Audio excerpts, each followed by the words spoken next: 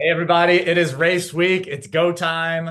Coach Dan here with your final send-off message for our 2025 Boston training powered by Nike Running. This is the high hype season. I'm here upstairs at mile 20. Next time you see me, I will be on the street corner right there at mile 20, high-fiving you, giving hugs, screaming my face off for your accomplishment, for everything you're doing, for the pain you're feeling, and for that resilience and joy that you'll be releasing for the last 6.2 from when I'll see you.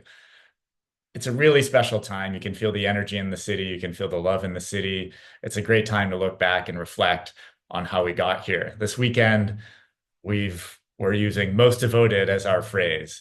And we started 5 months ago in December, colder weather, and maybe some nervous runs, especially for those of you training in Boston who didn't know the firehouse or didn't know this area. You come out, you know you have a hard, hilly run, and our overarching term for this training season was devotion, that spiritual level of commitment to a larger cause. I think that's a really important thing right now in the world to have, and we latched onto that and allowed that word and feeling to drive our training. But now it's race weekend. Now, most devoted is the term. Most devoted is about the city of Boston. It's about the spirit of our global running community. It's about showing up for other people. It's about showing up for yourself. It's about doing what you have proven you can do and expressing all of that with joy, with each other in the race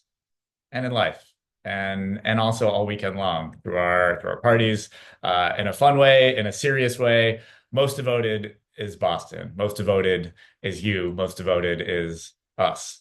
So my race weekend talking points are always the same because it's a 26.2 mile race, and the principles are pretty standard for the race distance, I think. So before I get to that, I would love to see you all weekend long at all of our events. You can head to heartbreak.run/Boston 2025. You could just head to heartbreak.run and click around. You'll find it. You could head to heartbreak.run/Boston 25. Both links work. Both bring you to the most devoted section of our event programming. We have so many events going on this weekend. It's going to be really probably the most special one we've ever had, and that's saying a lot because I always wonder how we're going to up our game every year. But with that, let's talk about where we are, where my runners are, and what we have to do this weekend. So heading into the weekend and into race day, I have 5 words that I lean on. So or phrases, I guess they're multiple words. First one, be calm. Second one, be confident. Run smart, run tough, and have fun. So be calm. That's an opportunity to watch your energy. You can feel the nerves are rising. And as an athlete, nerves are a good thing. Nervousness is energy. And the best athletes in the world and everyday athletes and people who perform at work and all over the place know that the objective isn't to avoid being nervous.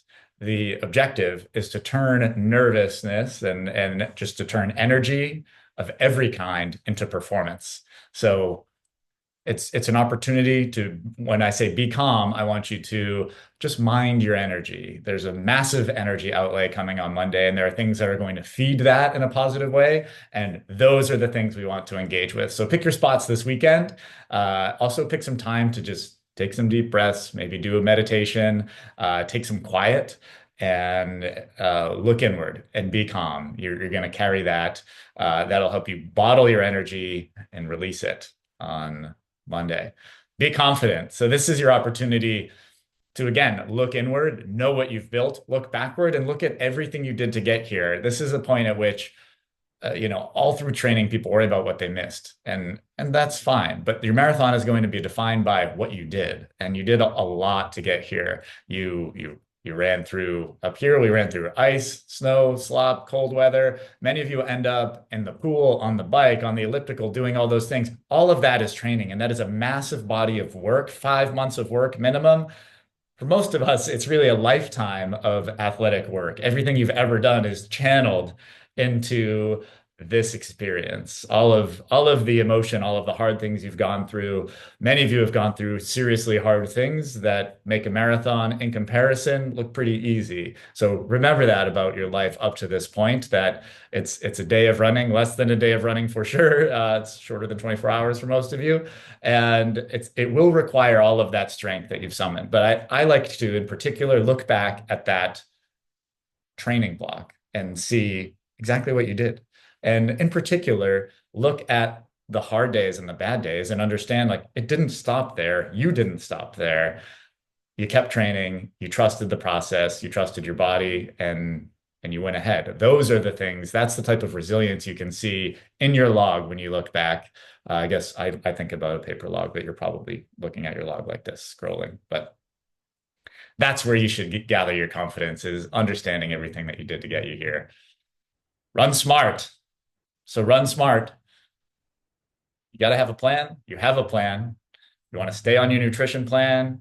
You want to run to the course. That is extremely important in Boston. You have a downhill, I would call it a little pace advantage. You have a downhill start for many miles. It's rolling down, and you'll see Boston performance from a technical standpoint can be defined by how you run to the terrain. So when it's downhill, you sort of take the pace advantage. When I say start smart, start slow, start relaxed, I'm really balancing a lot of factors when I say that. I have to put things in a little sound bites, but what's really going on is you're at the Boston Marathon starting line. It is going to feel crazy. It is going to feel busy. It's going to feel super exciting. It is an incredible experience to be in this small town, knowing that you're running all the way to Boston one way, and it's going to get more and more populous, more and more exciting as you go. So there's just so much energy there that's bottled up on this little road that is actually bottled up and contained in this narrow roadway. And it's your job to take that energy and the downhill and the fact that you're thinking slow, you're thinking calm.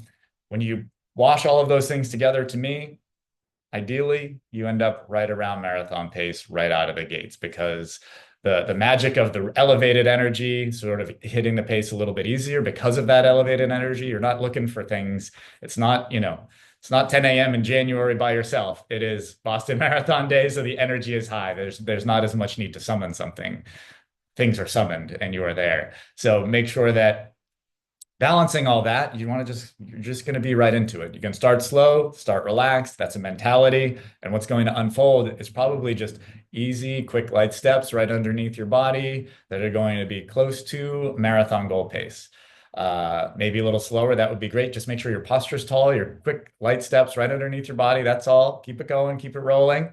When you're in the flats, you want to be in rhythm. You want to be on pace. And then when it comes to the infamous hills, you're going to want to slow down. You're going to relax that pace. You're going to pull back and just relax. You're not going to teach this pile of dirt a lesson. You're going to reserve your energy, contain it. When you get to the top 5% of the hill, you're going to add a little speed and power there so that when you get into the flats, you get into rhythm faster. You're going to keep doing that for those 4 hills. You're going to come down in front of Boston College. That's, to me, the most painful part of the course, is that you've summoned so much, you know the hills are there, and then afterwards you think you're done and you're coming down a hill and it hurts. It hurts badly. However, your legs will come back to you by the time you hit Cleveland Circle. So stay calm, relax through that pain. You've got a little bit of time before Cleveland Circle arrives. That's where you'll feel yourself gather up when you make that left onto Boylston Street in Cleveland Circle. You can say, okay, I do feel my legs back a little bit, and then you bring it home. That's your strategy. That's how you're going to run smart. Run to the terrain, let it out correctly for all of its dips and rises. That's that. That's running smart. Run tough. Okay. You know it's going to be hard. It's been hard training. The marathon is something that people use as a metaphor for hard things, and you're doing the hard thing on a notoriously challenging course. And you know that. So know it's going to be hard. Mental preparation is understanding the task at hand and preparing for it. So you're going to be required to summon all of your toughness. And as I just mentioned, you're going to summon all of your life experience, all of your training experience.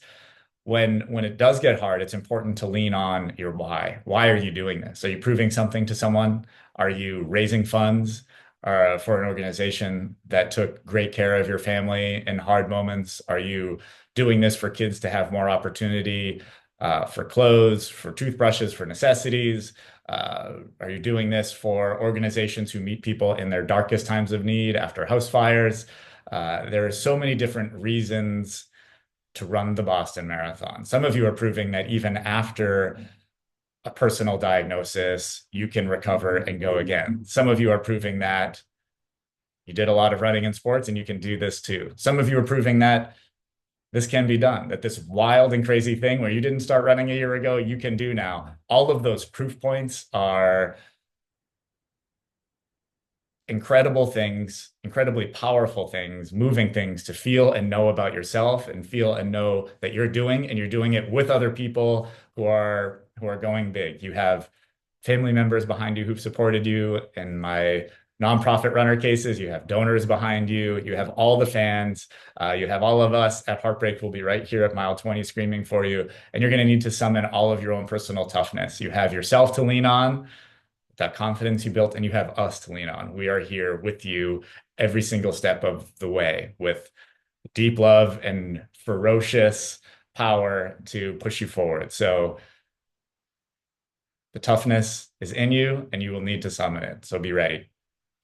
Finally, have fun. This is the Boston Marathon. This is a road race people dream about their whole life. It is a life-defining experience. It is a wild experience. It is an opportunity to really soak in the joy and power of the global running community, heading, first in a convoy of buses. That was probably my favorite part, to be honest, was seeing the scale of the operation as we're all in these yellow school buses heading west, running back together. I was on a bus with a bunch of strangers, low key, quiet, and then you start and it just builds and builds and builds. But there are so many small moments that you're going to want to remember. So, make sure you give yourself some headphones off time, look around, feel the power of the people around you, and run with joy. Have so much fun out there. That's the news here from mile 20 upstairs. Next time you see me, I'll be at mile 20 downstairs, out and about. I can't wait to see you at the shakeout, at the most devoted parties, on the course, of course, at the after party. Thank you so much for training with me, with Heartbreak. You are my most devoted. I cannot wait for race day. Happy Boston Marathon, everybody, and I'll see you out there.